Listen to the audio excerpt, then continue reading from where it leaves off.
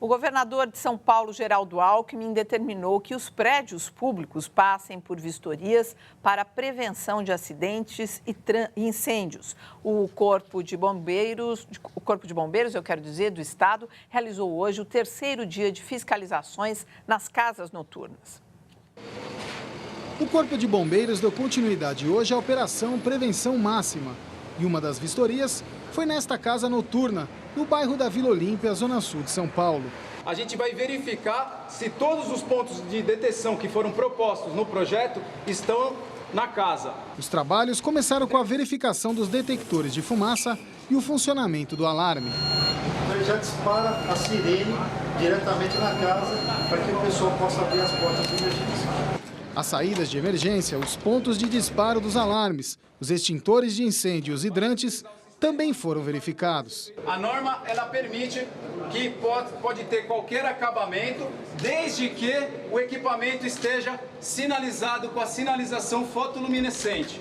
A mangueira de incêndio foi esticada até a rua.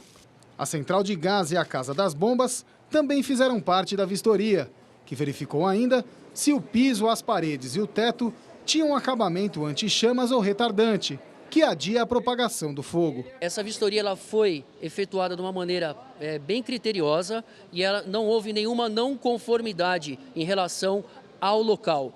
No primeiro dia da Operação Prevenção Máxima, o resultado é preocupante.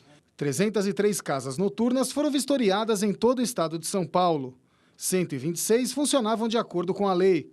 111 não tinham o auto de vistoria do Corpo de Bombeiros. E 66 tinham a vistoria válida, mas apresentaram irregularidades que precisam ser resolvidas em até 10 dias.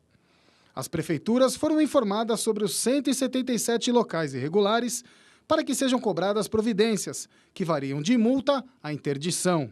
Na capital paulista, das 39 casas noturnas vistoriadas, 60% ainda não têm autorização do Corpo de Bombeiros para funcionar. Apenas 13 estavam de acordo com a lei. Essas não conformidades são não conformidades pequenas, são não conformidades que podem ser facilmente feitas as manutenções e não comprometem os sistemas de segurança contra incêndio da edificação. Pelo acordo assinado ontem entre o governo do estado e a prefeitura da capital, bombeiros e fiscais do município vão trabalhar juntos a partir de agora.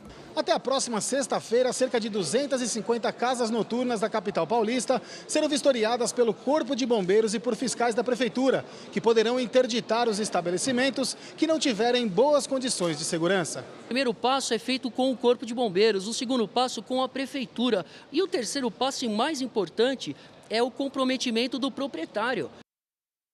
Estados como Santa Catarina, Paraná, Minas Gerais, Alagoas, Piauí e Amazonas tiveram estabelecimentos fechados desde o início da semana. No estado do Rio de Janeiro, 127 casas noturnas já foram interditadas. Na capital fluminense, os teatros e museus administrados pelo Estado e Prefeitura tiveram a programação suspensa. A maioria não tem autorização do Corpo de Bombeiros para funcionar. Prisão temporária de 2 sócios da Boate Kiss e 2 integrantes da banda Gurizada Fandangueira é prorrogada por mais 30 dias. A Justiça acatou o pedido do delegado Marcelo Arigoni. Para o Ministério Público, o relaxamento das prisões poderia atrapalhar as investigações. O órgão atesta que os acusados assumiram o risco de matar ao não cumprir as normas de segurança. De acordo com os promotores, houve homicídio qualificado, o que é considerado como crime hediondo. Hoje foi enterrado em Santa Cruz do Sul o corpo do estudante Matheus Rafael Rachem, mais uma vítima do incêndio da madrugada de domingo. Ele estava internado em Porto Alegre e era estudante da Universidade Federal de Santa Maria. Com mais esta morte, já são 236 vítimas fatais. 124 pessoas continuam internadas, 64 em estado grave. Olha, para começar aqui uma pergunta para vocês sobre o trabalho dos bombeiros. Se os bombeiros estão correndo atrás do prejuízo ou jogando para a plateia? Olha, eu acho que no caso de São Paulo não há isso, porque São Paulo tomou medidas muito importantes desde os grandes acidentes com o Joelma e com o Andraus. Então, aqui em São Paulo houve uma reorganização desses procedimentos e um comportamento de ordem nova para o próprio Corpo de Bombeiros, que aí eu acho que o que eles estão fazendo agora é algo que é responsável, que tem que ser feito. Quer dizer, se aconteceu algo do tamanho do que aconteceu em Santa Maria, então é necessário apertar parafusos até onde se supõe que eles estejam apertados. Então, e aí se vê isso, quer dizer, em todo o estado de São Paulo, mais de 20% das casas estão com irregularidades. Não é só que falta papel, porque tem um grande número que é só falta de papel. Mas há mais de 20% com irregularidades das 300 e poucas que foram Mas vistoriadas. Mas você viu o Rio de Janeiro? Quer dizer, sim, daqui a pouco vai ter que fechar o Brasil todo. O Rio de Janeiro, os teatros oficiais estavam impróprios. Quer dizer, então, eu acho que, no caso de São Paulo, o que está se fazendo é apertar parafusos. Eu acho que está certo, é isso que tem que fazer mesmo e tal. E acho até que deu-se um espaço importante ali para o policial militar explicar e se posicionar e tal, o que ajuda um pouco digamos, a mostrar que tem um lado da Polícia Militar que está voltado para o bem comum, para a população e tal. Eu gostaria de saber de vocês uma pergunta do Paulo César aqui, na verdade ele faz um comentário. Essa fiscalização é só para inglês ver, porque o mês que vem volta tudo como era antes. Como fazer para que isso não aconteça? Essa é a história do Brasil. O Brasil tem um histórico de ojeriza o cumprimento de leis, de regras. Todo mundo, ninguém gosta de cumprir regras, de um modo geral não gosta. E o resultado está aí, mais de 236 cadáveres e pior, cadáveres antecipados. Porque nenhum desses meninos era para morrer agora. Está se antecipando cadáveres. E se nós pudéssemos conversar com eles e perguntássemos para eles, pode saber, uma das coisas que eles iriam pedir, pelo amor de Deus, não deixa morrer mais ninguém como a gente morreu aqui.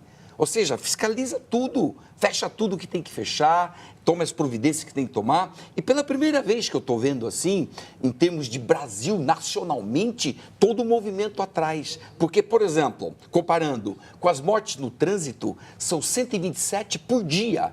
Por dia. Ou seja, em 2 dias é o que morreu em Santa Maria. E nós não vemos no trânsito tanta gente se mobilizando como agora estamos vendo. Então, está bem, eu acho que vamos aprendendo, está evoluindo, está aprendendo. É isso mesmo, tem que fechar tudo. Quanto à prisão, Paulo, é o seguinte, antes foi 5 dias, agora 30. Por quê? Porque antes o promotor não entendeu. Os donos da boate. Prisão deles, da boate. Por que 30 dias hoje? Antes não se vislumbrava um crime hediondo. Não se vislumbrava um homicídio qualificado. Mas agora, dizem os promotores, que houve um homicídio qualificado. Discutível. Teoricamente, é a minha área de especialidade, muito discutível o que eles estão fazendo. Porém... Agora, explica para o nosso público o que é o crime qualificado. Vamos lá. Homicídio qualificado, dizem os promotores que mataram com dolo não direto, dolo eventual, e que isso tudo foi de maneira cruel, via explosivo, via fogos, e, portanto, isso tudo são qualificadoras do homicídio.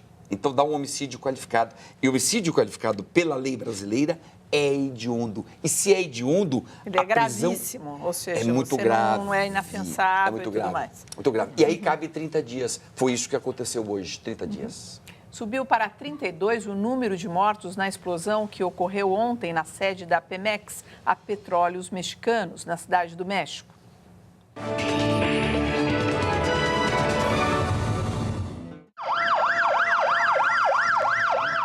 A explosão atingiu o Pemex Tower, de 54 andares, o segundo edifício mais alto da capital mexicana. Há 121 feridos, muitos em estado grave. O presidente da empresa, Emílio Lozoya, disse que ainda é cedo para tirar conclusões e que vai aguardar o resultado das investigações. Mas o governo não descarta a hipótese de atentado. A estatal do petróleo tem recebido críticas em razão de projetos de privatização. Outra hipótese seria vazamento de gás. A Pemex é a maior empresa mexicana e figura entre as 10 maiores petrolíferas do mundo.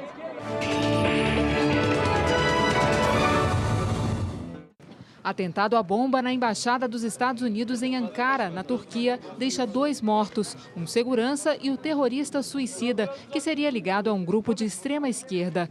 O ataque ocorre no momento em que avançam as negociações de paz entre o governo turco e o Partido do Kurdistão, que luta pela independência da região entre as fronteiras da Turquia, Irã, Iraque e Síria, onde vivem 25 milhões de curdos. Subúrbio de Damasco sofre intenso bombardeio aéreo. As imagens exibidas na internet mostram o momento das explosões, mas não apontam quem seriam os responsáveis, tropas do governo ou rebeldes. Há 2 dias, o governo de Damasco acusa Israel de ter entrado na guerra e bombardeado uma base militar ao redor da capital. Israel não confirma a invasão. Autoridades libanesas disseram que caças israelenses foram vistos hoje voando em direção à Síria. Olha, ainda então sobre Santa Maria, o Novaes quer comentar a queda da cúpula da PM do Rio Grande do Sul. É isso? Houve uma substituição da cúpula lá. Eu acho que o que eu acho interessante nisso é o poder público dando uma resposta ao clamor, à população e tal, ainda que não tenha se configurado nenhuma responsabilidade direta dos bombeiros com o que aconteceu. Aliás, é o contrário, que está se verificando cada vez mais pela prisão preventiva e pelas explicações dadas daqui a pouco, que a responsabilidade está no local, na boate e tal. Mas isso não é jogar para a plateia, como disse um telespectador agora há pouco aqui? Aí é que está. Nós temos que fazer uma diferença entre jogar para a plateia e dar satisfações ao sentimento público. Quer dizer, no caso do Rio Grande do Sul, nesse momento, eu acho que não é jogar para a plateia, porque não está se fazendo algo para encobrir o que aconteceu.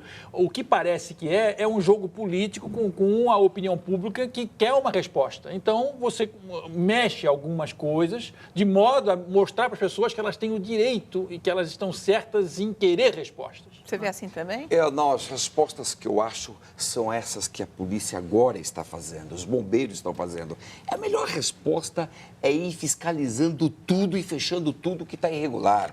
Isso é a melhor resposta. Agora, claro, daqui a pouco nós vamos sentir o que o governador quis. No fundo, alguém tem que ir embora, porque o governador quer preservar ele, a governabilidade que está em jogo. E agora, que não façam aí como Giuseppe de Lampedusa, ou seja, muda tudo para que tudo fique como estava. Vamos esperar que não seja isso. A seguir, a uma semana do Carnaval, escolas de samba pregam paz entre as torcidas. E veja também, protestos de motociclistas, como a gente já começou a falar aqui, e enchentes provocam o caos no trânsito de São Paulo.